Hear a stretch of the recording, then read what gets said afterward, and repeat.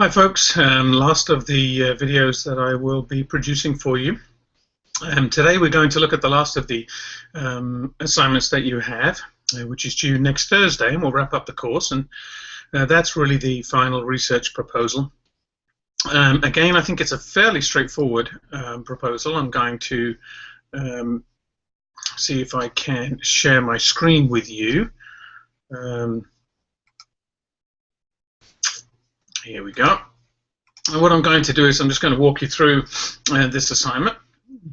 Really fairly straightforward, and most of the work you have already completed, so you won't have too much new work to do. It's just a matter of formatting everything and making sure that things look the way that you want them to.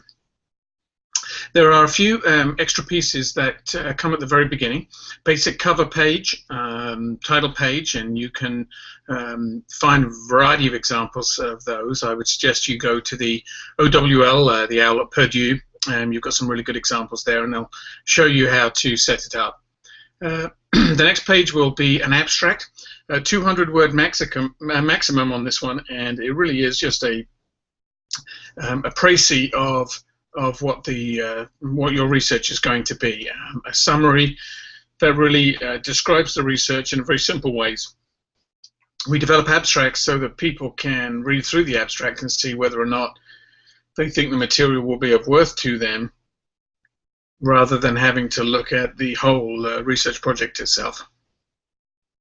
Fairly straightforward, and again, look at the APA formatting for the abstract. It's slightly different than the regular paper. Table of contents, again, very straightforward. Make sure that you number your pages. Make sure that the indentations work appropriately. You will need to look up what a table of contents looks like in ABA format, and make sure that your headings and the subheadings in your paper align with that table of contents and on the right pages.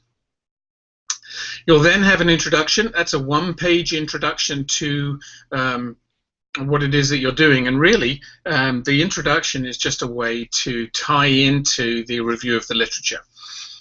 Talk a little bit about your topic, introduce the topic and the questions that you're looking to answer and why. Introduce a little bit about what's gone on before in that area of research and what it is that you're doing in terms of your own research. A bit of a blend between the reflexology that you did last week in your methodology and a general introduction.